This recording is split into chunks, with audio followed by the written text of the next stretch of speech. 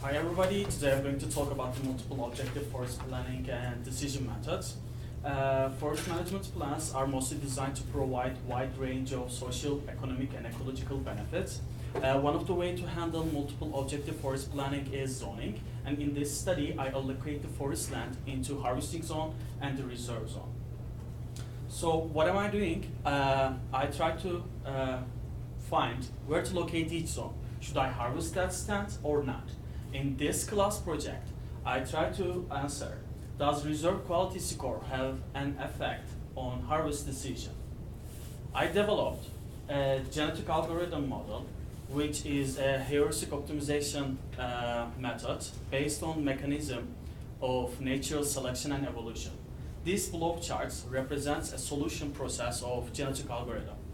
There are three operators that I used for the diversity to change the harvesting plant that I am going to pick. These are selection, crossover, and mutation.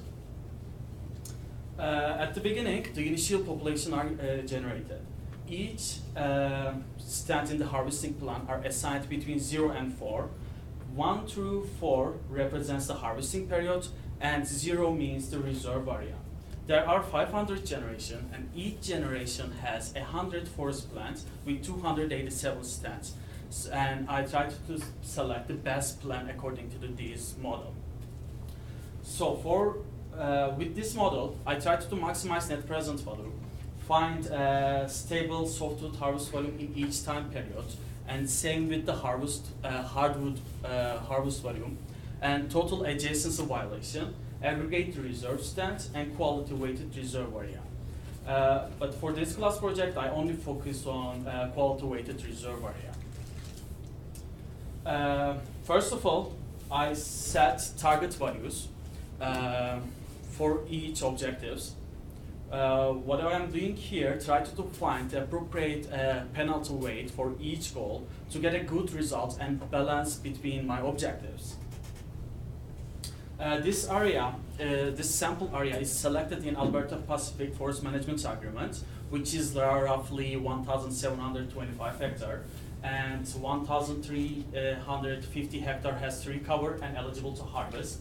There are 287 stands and 231 stands are forested.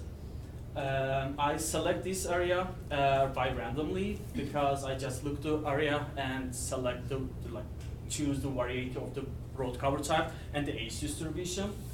And for the decision variables, I used to represent the proportional area of individual stand scheduled for a particular management action in particular time period, which is represented in the model as Xij. For example, if stand 24 is harvested in first time period, Xij is assigned as 1. If that stand is not harvested in its period, it's assigned as 0. These decisions are made according to the different inputs. One of them is reserve quality score. Each forested stand in the area has reserve value. This value, quality score is related to stand age. As you can see on the screen, each stand class has their own value. And I'm expecting stands just above 100 years old are going to be selected in the reserve zone. The average age for this area is 86 years old. In other words, these blue areas shows reserve score. The dark blue areas have higher reserve score, which means they have higher possibility to be selected to reserve zone. This map is resulted when the model has reserve quality score in it, and the other one is not. So basically, in here, another one. Reserve value distribution are represented here for two different results. So basically, I'm planning to apply paired t-test to analyze if reserve quality score have an effect my decision process or not.